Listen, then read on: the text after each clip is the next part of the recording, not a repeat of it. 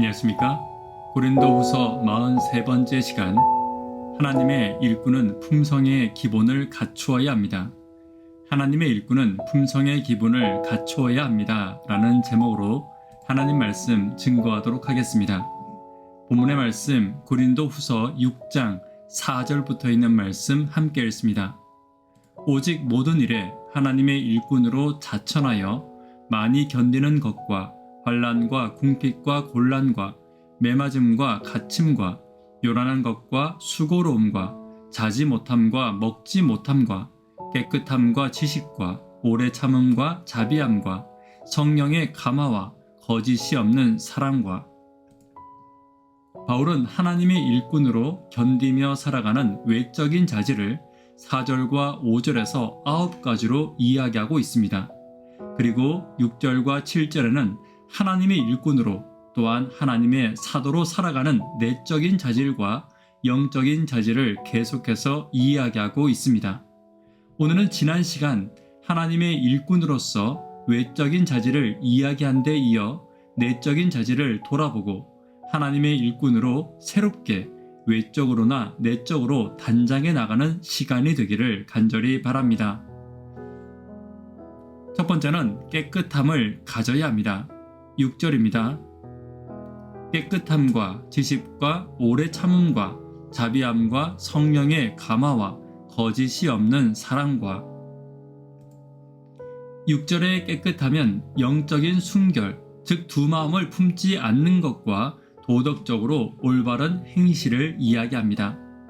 영적으로는 하나님과 세상을 함께 섬기지 않으며 특히 자신의 이익을 위해 하나님을 이용하거나 교회를 이용하지 않는 것을 말합니다. 하나님의 교회는 섬김을 위해 있는 곳입니다.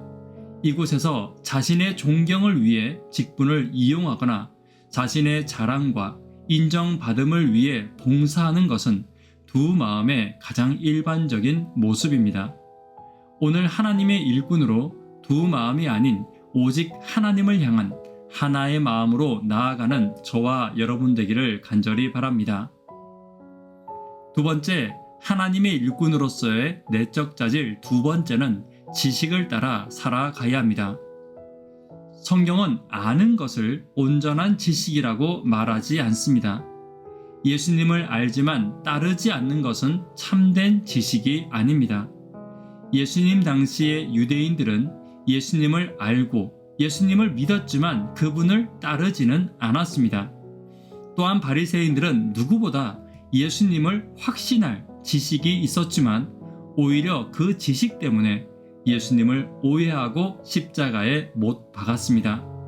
이처럼 지식은 있지만 지식을 실천하지 않는 것은 참된 지식이 아닙니다. 사단도 마찬가지입니다. 확실한 지식은 있지만 하나님을 지금도 따르지 않고 있습니다. 오늘 우리도 마찬가지입니다.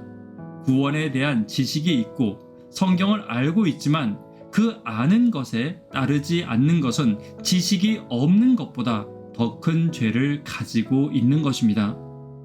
오늘 말씀의 지식과 성령의 지식을 따라 살아가고 실천하는 저와 여러분 되기를 간절히 바랍니다. 세 번째로, 오래 참음은 성도의 기본입니다. 여기서 오래 참음은 몇 가지로 예를 들 수 있습니다. 첫 번째는 모욕과 상해에 대해서 보복하지 않고 견디는 마음입니다. 특히 바울과 같이 억울한 일을 당하였으나 그들을 원망하고 보복하지 않고 오히려 그들을 위해 기도하는 마음을 말하고 있습니다.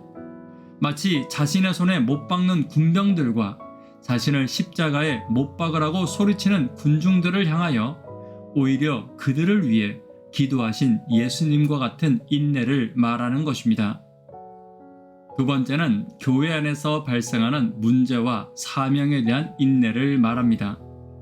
바울의 사심없는 순수한 동기와 목숨을 돌보지 않는 헌신에도 불구하고 오해와 불신 그리고 온갖 모욕을 당했습니다. 그러나 언제나 사랑으로 성도를 대했습니다. 그리고 끝까지 자신에게 주어진 사명에 충성을 다했습니다. 이러한 사명에 대한 인내는 바울을 통하여 수많은 초대교회의 열매를 맺도록 하는 귀한 하나님의 종의 품성이었습니다. 우리도 마찬가지입니다. 작은 소리와 고난에 넘어지지 않고 끝까지 하나님의 부름받은 일꾼으로 자리를 굳건히 지키는 저와 여러분 되기를 간절히 바랍니다. 네 번째는 자비의 태도가 품성의 기본입니다. 성도의 품성의 기본을 말하자면 하나님이 사람을 사랑하신 결과와 사람이 사람을 사랑하는 태도로서의 자비를 말할 수 있을 것입니다. 하나님은 나에게 자비를 나타내사 죄와 허물로 죽을 나를 용서하시고 구원해 주셨습니다. 마찬가지로 우리도 사람을 대할 때 그가 가진 죄와 허물을 바라보는 정죄의 마음이 아닌 사랑과 자비의 마음으로 대하는 것이 그리스도인의 태도임을 잊지 않아야 합니다. 죄인의 마음에 머물러 있는 성도와 구원받은 성도의 마음으로 변화된 성도의 마음은 형제를 향한 자비의 마음으로 반드시 드러나게 될 것입니다. 형제를 용서하는 마음과 사랑으로 바라보는 마음, 그리고 이해하는 마음은 성령께서 내 마음에 임재하신 증거이며 내 인생이 예수님과 함께 동행하고 있다는 가장 확실한 증거임을 잊지 않는 저와 여러분 되기를 간절히 바랍니다. 말씀의 결론 맺도록 하겠습니다. 하나님의 일꾼으로서의 내적 자질을 함께 살펴보았습니다. 첫 번째는 깨끗함을 가져야 합니다. 두 번째는 지식을 따라 살아야 합니다. 세 번째는 오래 참음은 성도의 기본임을 잊지 않아야 합니다. 자비의 태도가 품성의 기본임을 잊지 않는 저와 여러분 되기를 간절히 바랍니다.